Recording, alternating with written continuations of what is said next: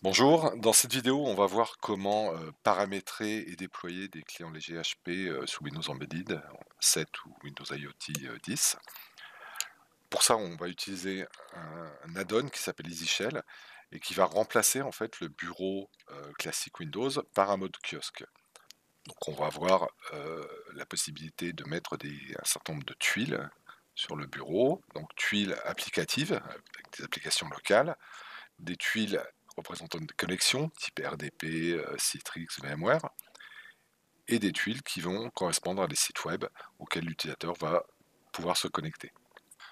Dans HP Device Manager, donc on va prendre la main sur un client léger, on va le paramétrer avec EasyShell et on va sauvegarder sa configuration et la déployer sur une seconde machine. Donc pour ça, on va euh, faire un contrôle à distance sur les clients légers. Je fais un clic droit. Alors je peux le faire directement sur un client léger ou bien sur un groupe dans la vue principale. Et je clique sur contrôler à distance. Je fais OK pour lancer la tâche. Et je vérifie ici que la tâche s'effectue correctement. Le code des couleurs me donne en fait l'état de progression de la tâche. Alors là, on a un message intéressant en termes de couleur. On voit que c'est rouge, donc c'est en échec. Alors, il suffit de double-cliquer sur le job en question et on s'aperçoit dans les logs que le serveur VNC est désactivé. Donc ça, c'est tout à fait normal, hein, c'est une sécurité qui est mise en place.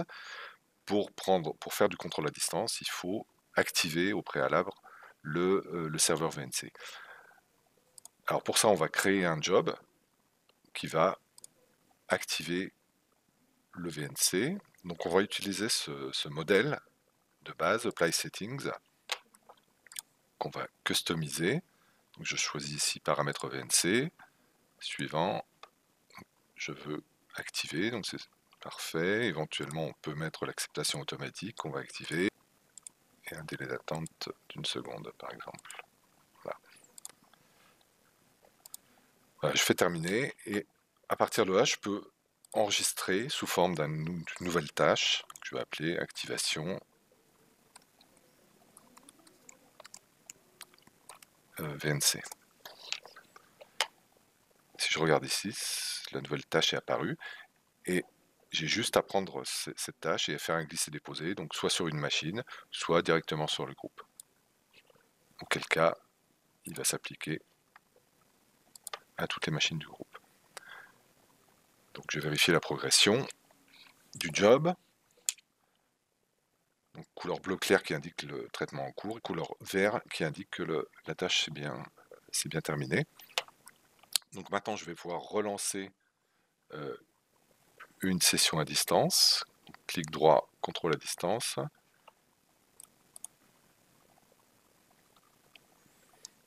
Et j'ai donc récupéré ma session.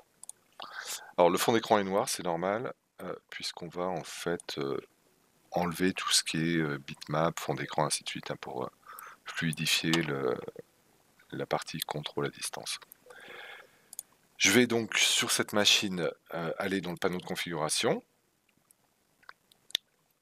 et je vais lancer l'utilitaire HP EasyShell Configuration. Alors, je m'authentifie.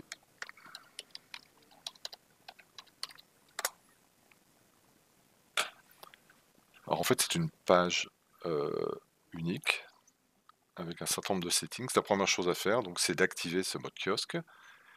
Et ensuite, on va définir un certain nombre d'applications, de connexions ou bien de sites web. Alors, exemple pour créer une application locale, je clique sur application, je donne un nom, je sais pas, on va prendre par exemple la calculette. J'indique le chemin local où se trouve cette application, donc Windows System 32, et je cherche le calque.exe. C'est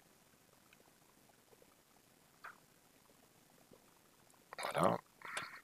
Alors il y a un certain nombre d'autres arguments, on peut lancer l'application en plein écran, on peut définir ce qu'on va faire lorsqu'on quitte l'application, on peut automatiquement générer un log-off ou bien un restart ou bien un shutdown du client léger. Là on va laisser tel que, on va juste faire OK. Voilà, j'ai donc une application qui a été créée. On va ajouter une connexion de type RDP par exemple. On va l'appeler donc RDP et puis on va mettre une machine. Voilà, on peut mettre un site web.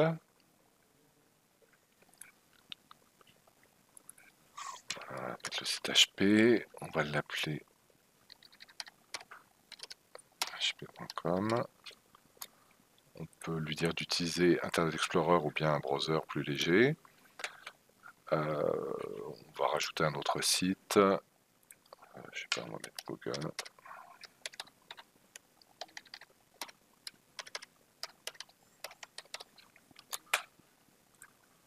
Voilà. Donc, je reviens dans les settings. J'ai d'autres paramétrages possibles. Je peux notamment changer le thème. Je peux changer mon fond d'écran. Voilà, il y a un certain nombre de choses que je peux aussi modifier. Je peux laisser à l'utilisateur un certain nombre d'accès au panneau de configuration. Typiquement, si je veux que mon utilisateur puisse changer sa résolution d'écran, je vais lui laisser l'accès au contrôle de la résolution d'écran. Une fois que j'ai terminé, je fais Apply. Et si je veux sauvegarder cette configuration, je vais pouvoir l'exporter sous forme d'un fichier de base de registre. Donc typiquement, on va le mettre à la racine du C, par exemple. Non, on va le mettre sur le drive Z, ce sera encore plus simple. Et je vais l'appeler hp.reg. Voilà, c'est ce fichier de configuration, en fait, ce fichier de base de registre, qui va permettre de redéployer en fait, la configuration sur un ensemble de clients légers. Donc j'ai terminé, je sors, et on va déployer maintenant cette configuration sur d'autres postes. Voilà, donc si maintenant on regarde les deux écrans, on s'aperçoit que celui-ci a maintenant une interface de mode kiosque, avec donc des applications locales qu'on a créées tout à l'heure, la calculatrice que je peux lancer, et alors que l'autre est toujours sur l'interface bureau classique. Donc l'idée maintenant, c'est de créer une tâche qui va permettre de déployer cette configuration sur le second client léger et d'une façon plus générale sur tous les clients légers. Donc on a vu qu'on avait créé un fichier .reg et qu'on l'avait stocké sur le client léger. Donc on va déjà aller le rapatrier. Pour ça, on va créer une tâche qui va permettre de le capturer et de le recopier sur le repository du serveur HP Device Manager. Donc on va créer une tâche en partant du modèle File on Registry. Donc je fais Ajouter et je fais Capturer les fichiers. Donc le fichier qui m'intéresse, je fais Ajouter, je l'ai mis sur le drive Z et il s'appelle hp.reg. Voilà. Et ce fichier, je veux le copier en local dans le répertoire File Capture. Alors on peut rajouter en fait un identifiant comme le numéro de série du périphérique, le nom de machine, on va mettre le nom de machine, et lui il insère automatiquement la string qui va bien. Je fais OK, enregistrer en tant que, et là je vais créer une nouvelle tâche qu'on va appeler capture fichier reg.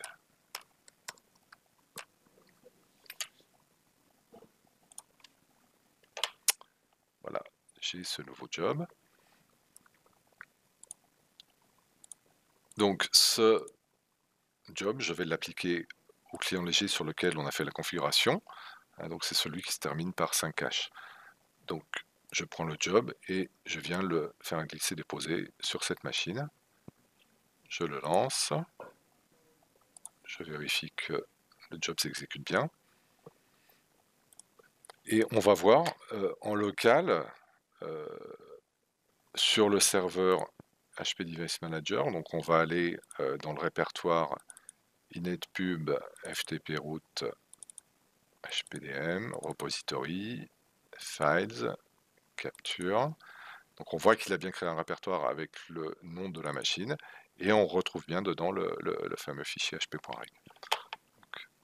C'est parfait. je reviens sur HPDM. Ce que je vais faire donc maintenant, c'est de créer une nouvelle tâche pour déployer ce fichier de paramétrage sur le second client léger. Alors on va utiliser le même modèle, File and Registry. Ça, c'est vraiment la boîte à outils qui permet de faire plein de choses. On peut déployer, c'est avec ça qu'on va pouvoir déployer des packages MSI, déployer des scripts, déployer des fixes Microsoft, ainsi de suite. Donc là, je fais ajouter et je clique sur registre. Et là, je peux faire des modifications en base de registre.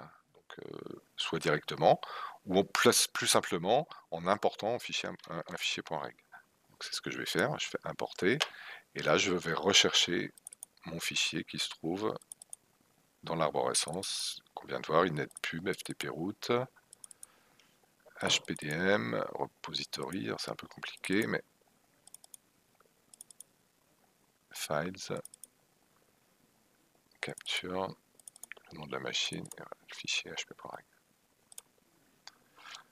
C'est tout, en fait il n'y a rien d'autre à faire, j'enregistre ça sous un nouveau nom, on va l'appeler configuration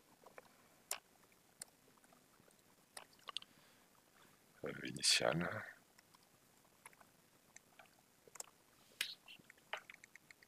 Je peux maintenant prendre ce job et l'envoyer à la seconde machine pour déployer la config à l'identique de la première. Je vais vérifier ce qui se passe sur la deuxième machine. Alors en fait, il ne va rien se passer tant que je n'aurai pas forcé un log-off de l'utilisateur. Donc on va juste attendre. Voilà, donc on voit que le job est bien terminé. Ça s'est bien passé puisque la couleur est verte. Et on va envoyer à cette machine un job que j'ai créé qui permet juste de déloguer l'utilisateur et en fait de faire un log-off. Donc j'envoie ce job. J'envoie ce job sur cette machine. Je vérifie que c'est exécuté correctement. Je regarde ce qui se passe. Donc on voit bien le log-off qui est en cours. Et on va retrouver donc la configuration identique à la première machine. Voilà. Donc là, si je compare avec la première, on voit que les deux machines sont configurées maintenant à l'identique, avec les mêmes applis et les mêmes connexions, les mêmes sites web.